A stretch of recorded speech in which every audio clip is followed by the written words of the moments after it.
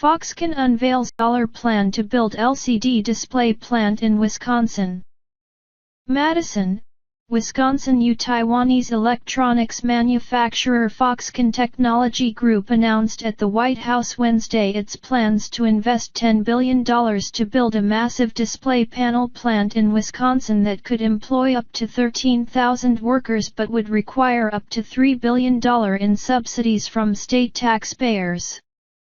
America does not have a single LCD plant to produce a complicated system.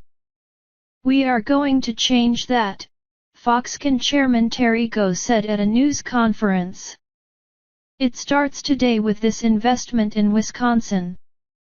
Foxconn is a major supplier of Apple iPhones and other Apple devices and comes a day after President Donald Trump told The Wall Street Journal that Apple CEO Tim Cook promised him the company would build 3 big plants, beautiful plants divided by in the U.S. The Wisconsin-based Foxconn plant will focus on display panels used in televisions and other devices. Last year, Foxconn bought Japanese electronics maker Sharp Corp. The deal represents a significant political victory for Wisconsin Governor Scott Walker, House Speaker Paul Ryan, whose district in southeastern Wisconsin will be home to the factory, as well as President Donald Trump, who pushed for more domestic manufacturing facilities and jobs on the campaign trail. That's where we want our jobs divided by, said Trump, referring to the U.S. If I didn't get elected, Gou definitely would not be spending $10 billion divided by, said Trump, who promised infrastructure and tax bills in the very near future divided by. The deal was put together in recent months as Walker, Ryan, and Trump each met with Gou and other Foxconn officials.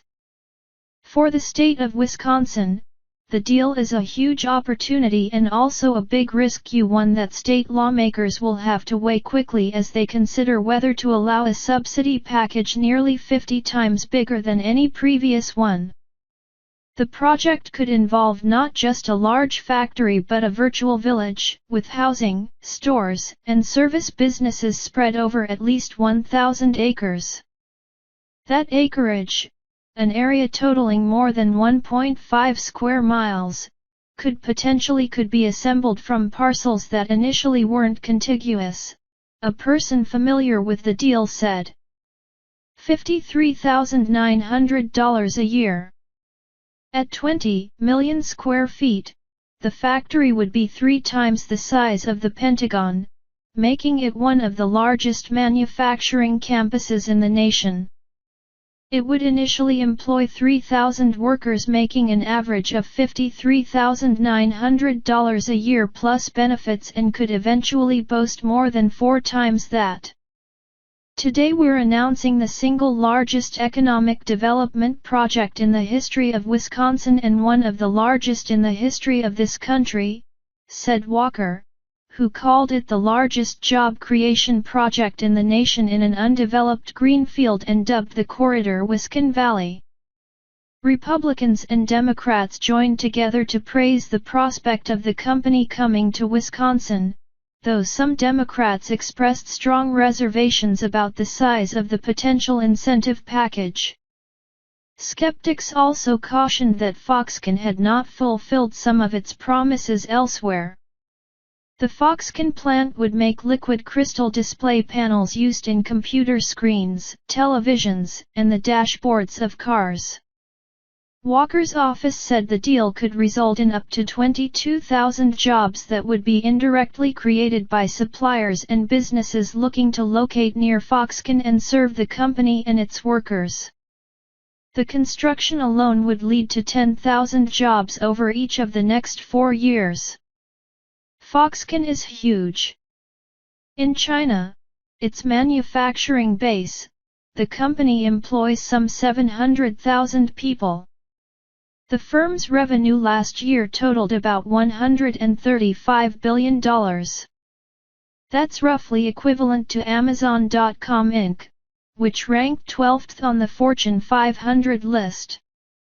On the campaign trail, Trump took aim at Apple in particular for outsourcing production of iPhones and other consumer devices to factories in China.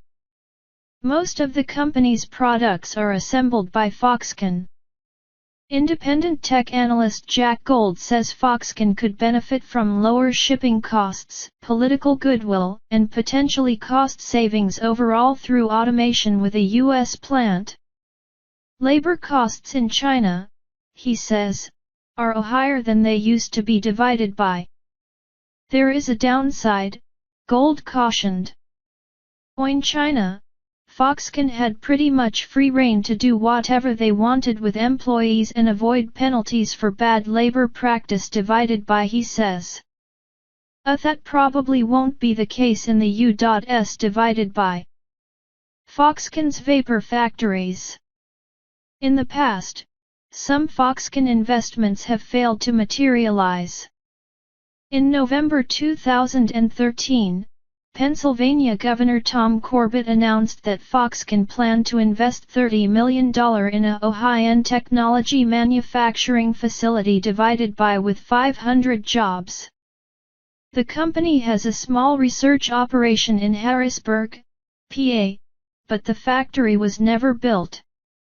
Similarly, The Washington Post reported in March that Foxconn has spoken of making major investments in India, Vietnam, and Brazil, but with results that have not matched the original announcements.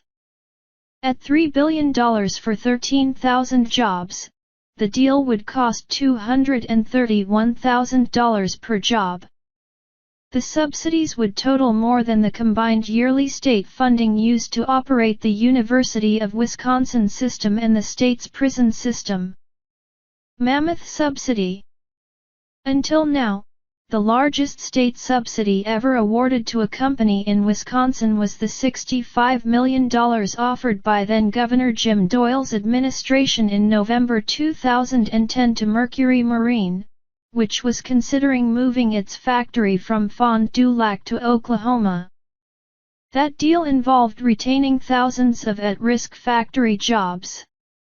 Steve Deller, a professor of agriculture and applied economics at the University of Wisconsin-Madison, said a $3 billion deal over 15 years is likely too pricey in terms of potential economic benefit back to the state. Throwing money into incentives makes a slippery slope, he said. People get so wrapped up in the winning game, in the headline of "We got it," that they lose sight of the pretty steep price. Hard to say because we don't know what the package looks like. Supporters say such an investment would be worthwhile because Foxconn would also draw numerous suppliers that would create their own jobs and energize Wisconsin's economy. Tom Still, head of the Wisconsin Technology Council, said he believes that every job in a Foxconn plant could bring an additional 1 to 2 jobs at company suppliers that would also locate in Wisconsin to be closer to their key customer. Still said those additional jobs could help to justify massive state and local subsidies to Foxconn. I think the benefits of subsidies need to outweigh the costs, and I think they would over time if you construct the deal right.